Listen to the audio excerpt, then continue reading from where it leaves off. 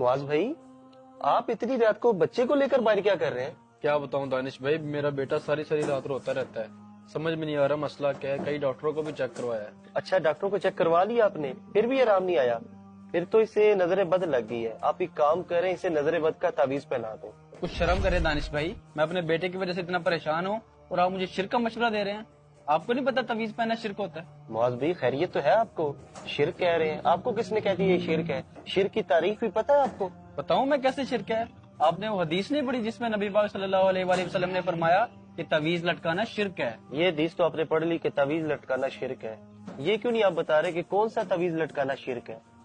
कौन सा तवीज? तवीज में कभी किस्में सुनी है? तवीज तो एक ही होता है। हाँ जी, तवीज में भी किस्में होती हैं। जो हदीस आपने बयान की है ना, उस हदीस में लफ्ज तमीमा का जिक्र है कि तमीमा लटकाना शिरक है। और आपको पता है तमीमा किस तवीज को बोलते हैं?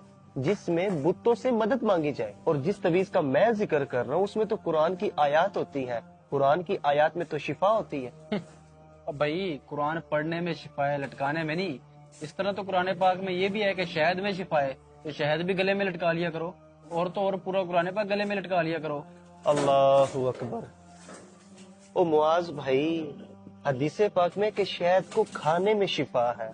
आप अपनी कियासराई से काम ले रहे कि शहद को भी लटका लो, कुरान को भी लटका लो। आप मुझे सिर्फ एक हदीस बयान कर देना कि कुरान को सिर्फ पढ़ने में शिफा है, उसका तावीज बनाकर लटकाने में शिफा नहीं है। एक हदीस भी आप बयान कर देना तो खुदा की कसम मैं आपकी बात को मान लूंगा। अच्छा जी, मैं क्या सराई से काम ले रहा हूँ? तो फिर आप ही कोई हदीस बता दें। आप भी तो इधर उधर की बातें कर रहे हैं। अल्हम्दुलिल्लाह मेरे पास हदीस का हवाला है। मैं तो सिर्फ आपको वैसे ही समझाने की कोशिश कर रहा था कि हर चीज शिरक नहीं होती। आप हर चीज को शिरक बना देते हैं। तिरमिज़ी शरीफ की हदीस पाक है, अबू दाऊद की हदीस पाक है। हजरत अब्दुल्ला बिन उमर रदियल्लाहु तआला अन्हो अपने बच्चों को कुरान पाक की आयत सिखाया करते थे। और जो छोटे बच्चे होते थे वही आयत को लिख कर उनके गले में तावीज बनाकर लटका दिया करते थे। मुझे आप ये बताएं, सुम्मा माज़अल्लाह, क्या सहाबा कराम ने नबी पाक सल्लल्लाहु अलैहि वसल्लम की हदीस नहीं सुनी होगी कि हर तमीमा तावीज लटकाना शिरक है? तो उन्होंने ये अमल क्यों किया? मेरे भाई, हर चीज को शिरक और बिदअत में ना कन्वर्ट कर दिया करो, जबकि आपके पास कोई हदीस भी नहीं है। अल्लाह के बंदे, जब आप डॉक्टर के पास जाते हैं तो आप क्या कहते हैं? फलां डॉक्टर के हाथ में बड़ी शिफा है, जबकि अल्लाह कुरान में फरमाता है कि शिफा देने वाला रब है।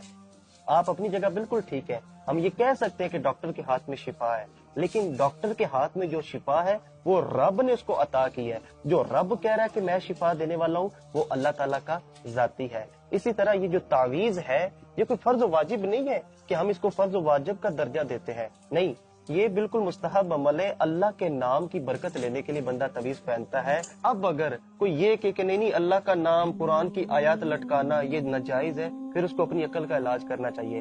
अगर रब की आयत में, रब के नाम में भी बरकत नहीं है ना, तो दुनिया में किसी चीज में भी बरकत नहीं है। और इसी तरह रब कुरान पाक में इरशाद फरमाता है, वहुव समीउल बसीर, और वो देखता और सुनता है। ये कौन फरमा रहा है? रब फरमा रहा है कि वो देखता और सुनता है।